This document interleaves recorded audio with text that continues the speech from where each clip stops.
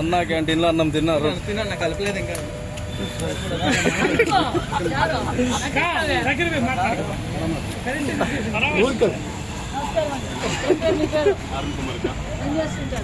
నేను ఎన్టీవీలో జర్నలిస్ట్గా పనిచేస్తాను. ఎన్టీవీ జర్నలిస్ట్గా పనిచేస్తాను. ఎలా ఉంది భోజనం అది?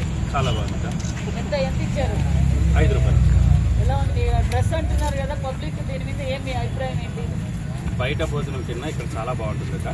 ముఖ్యంగా బాగా క్లీన్గా చేస్తారు. ప్లేట్లు అన్నీ క్లీన్గా ఉంటాయి, పరిసర ప్రాంతాలన్నీ క్లీన్గా ఉంటాయి.